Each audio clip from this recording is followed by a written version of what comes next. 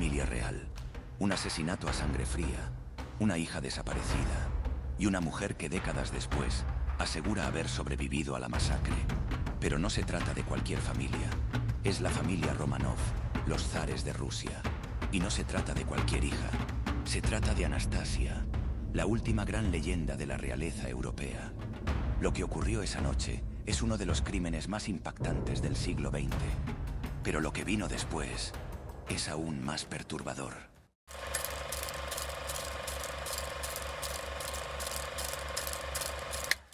A comienzos del siglo XX, Rusia parecía un gigante dormido. Un imperio vasto, helado y poderoso, gobernado por una sola familia desde hacía más de 300 años. Los Romanov, zares y zarinas, retratados como figuras casi divinas, vivían rodeados de lujo mientras el pueblo se hundía en la pobreza. El último de ellos fue Nicolás II, un hombre piadoso, introvertido y profundamente desconectado de la realidad de su país. Mientras los obreros marchaban por pan, él organizaba cenas de gala. Mientras los campesinos morían de frío, la corte celebraba bailes imperiales. Y mientras el mundo entraba en guerra, Rusia se quebraba por dentro. La Primera Guerra Mundial fue un golpe letal. Millones de soldados rusos murieron en batallas mal planeadas. La economía colapsó. El hambre arrasó las ciudades. Y la fe en la monarquía desapareció. En 1917, la revolución estalló. Primero fue la caída del zar. Luego, la llegada del gobierno provisional. Pero no duró. Los bolcheviques de Lenin tomaron el poder con violencia. Y con ellos llegó el fin del antiguo orden. El zar Nicolás, su esposa Alejandra y sus 5 hijos, Olga, Tatiana, María, Anastasia y el pequeño Alexei, fueron arrestados. Fueron trasladados de un lugar a otro, siempre bajo vigilancia. Finalmente, acabaron en una casa con nombre inocente, la Casa Ipatiev, en Ekaterimburgo. Pero allí no había inocencia, solo espera. Y una sentencia de muerte que ya estaba firmada.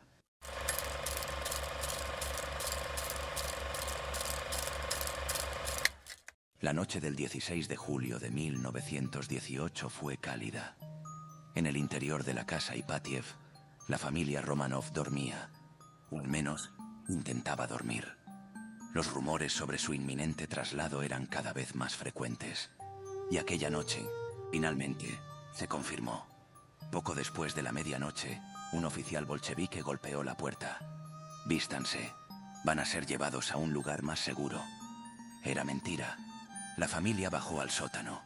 Nicolás sostenía a Alexei, que apenas podía caminar por su enfermedad. Las hijas, vestidas con sencillez, llevaban escondidas joyas cosidas a sus corsés. No por vanidad, sino por necesidad. Creían que podrían usarlas como soborno si las cosas salían mal. Los hicieron formar en línea contra la pared. Un médico de confianza los acompañaba.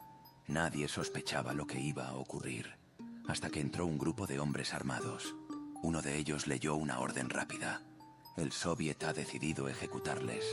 Y entonces, el horror comenzó. Primero disparos. Muchos. Pero las joyas cosidas en la ropa actuaron como escudos improvisados. Las balas rebotaban. Los verdugos entraron en pánico. Comenzaron a disparar a quemarropa. Algunos usaron bayonetas. Otros apuñalaron con furia. Los cuerpos caían uno sobre otro. La habitación se llenó de humo, sangre, gritos. Fue una ejecución caótica, sucia, salvaje. Tardaron más de 20 minutos en matar a todos. Pero incluso entonces no estaban seguros. Tuvieron que volver al sótano para rematar a los heridos. Luego, los envolvieron en sábanas, los subieron a camiones y desaparecieron en la oscuridad del bosque. Los cuerpos fueron quemados, mutilados, enterrados en secreto, sin juicio, sin piedad, sin testigos. La versión oficial decía: la familia imperial ha sido ejecutada. No queda nadie. Pero había un detalle, uno que no podían ocultar. Cuando los restos fueron exhumados años más tarde, faltaban 2. El del pequeño Alexei y el de una de las hijas del zar. Y así, el crimen más brutal del siglo XX dio paso a la leyenda más desconcertante.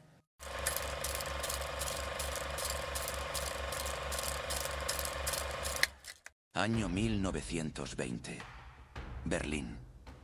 Una mujer es sacada del canal tras un intento de suicidio. Está desorientada, no tiene documentos, se niega a hablar. Parece haber olvidado quién es. O quizás recuerda demasiado. Durante semanas permanece en silencio, recluida en un hospital psiquiátrico. Los médicos intentan hablar con ella, pero no responde. Hasta que una noche murmura algo. Una frase que cambiará su destino para siempre. Soy Anastasia Romanov. Los doctores se miran entre sí. Una enferma mental, una farsante, o la última princesa de Rusia. La mujer dice llamarse Anna Anderson. Asegura haber sobrevivido a la ejecución de los Romanov. Cuenta que un soldado del pelotón, conmovido por sus heridas, la ayudó a escapar del sótano sangriento. Dice que estuvo oculta durante años, huyendo, cambiando de nombre, esperando el momento de contar la verdad. Nadie sabe cómo reaccionar, pero pronto el rumor se esparce, y con él el escándalo. Ana tiene cicatrices en la espalda, en los brazos, en la cabeza. Coinciden con las que se documentaron en Anastasia. Su rostro recuerda al de la princesa. Y lo más inquietante, conoce detalles íntimos de la vida en palacio. Habitaciones, diálogos, secretos. Datos que, en teoría, solo un miembro de la familia imperial podría saber. Algunos antiguos sirvientes y nobles rusos la reconocen. Otros dicen que no es ella. Pero la semilla de la duda ya está plantada. La prensa se vuelve loca. Los medios la llaman la princesa perdida, y su historia se convierte en una sensación mundial. Ana es adorada por unos, ridiculizada por otros. Durante décadas, pelea en los tribunales para que reconozcan su identidad. Vive bajo la sombra de los Romanov, a veces refugiada, a veces exhibida, a veces explotada. Y mientras tanto, el mundo se pregunta, ¿y si la leyenda fuera cierta? ¿Y si, en medio de una ejecución brutal, una princesa realmente logró escapar?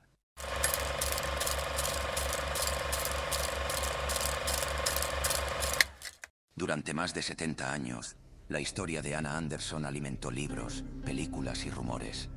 Pero el misterio parecía destinado a quedar sin respuesta, hasta que la ciencia entró en escena. En 1991, tras la caída de la Unión Soviética, un grupo de arqueólogos anunció un hallazgo explosivo. Los restos de la familia Romanov habían sido encontrados cerca de Ekaterimburgo. Una fosa común, cuerpos calcinados, esqueletos partidos. Pero claramente, eran ellos. Se realizaron análisis genéticos. Se confirmó la identidad del zar Nicolás II, de su esposa Alejandra y de 3 de sus hijas. Pero 2 cuerpos faltaban. El del joven zarevich Alexei y el de una hija. La historia de Ana volvía a cobrar fuerza. Ella era la que faltaba, decían algunos. Todo apuntaba a que podía ser cierto. Pero en 2007 se descubrió una segunda fosa, a pocos metros de la primera. Y dentro, los huesos de un niño y de una joven mujer. Esta vez, no hubo margen para el mito. Los análisis de ADN fueron rotundos. Los cuerpos pertenecían a Alexei y a la 4ª hija del zar. Los Romanov habían muerto todos en aquella noche de julio de 1918. La última pregunta que quedaba era, ¿quién era entonces Anna Anderson? Su cadáver, cremado en 1984, ya no podía analizarse. Pero una muestra de su tejido había sido conservada. Y el ADN fue claro. No era Anastasia, no era Romanov, ni siquiera tenía sangre rusa. Su verdadero nombre era Franziska Szankowska, una obrera polaca que había sufrido un trauma mental tras un accidente. Una mujer con una historia oscura y una memoria fragmentada. La verdad había sido revelada, y con ella el mito se derrumbaba, pero no desaparecía, porque incluso cuando la ciencia cierra una historia, el corazón humano a veces se niega a aceptarlo.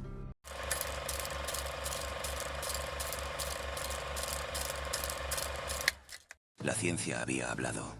Anna Anderson no era Anastasia, no era Romanov, no era princesa. Y sin embargo, la duda seguía viva. Porque si todo fue mentira, ¿cómo explicar las cicatrices? ¿Cómo explicar los detalles que conocía? cómo explicar su mirada, su dolor, su absoluta convicción.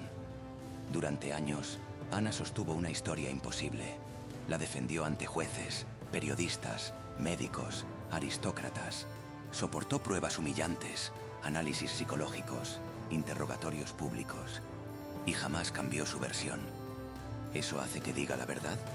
No necesariamente. Pero sí plantea otra posibilidad más inquietante. ¿Y si Ana no era una impostora, sino una víctima de sí misma?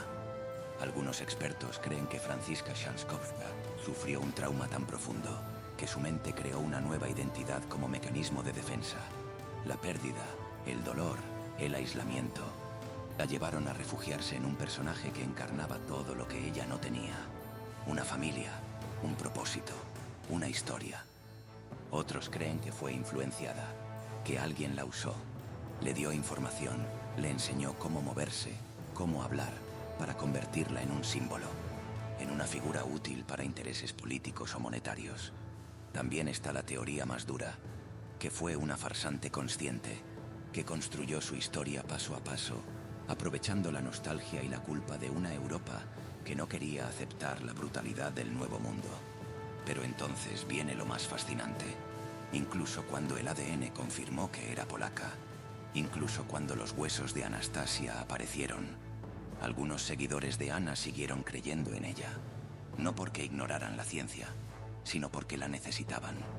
Ana representaba la última chispa de esperanza, el y sí que se niega a morir.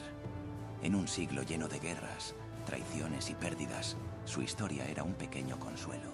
La idea de que alguien había logrado escapar. Y tal vez por eso, aunque el juicio de la ciencia ya está dictado, el veredicto emocional sigue abierto.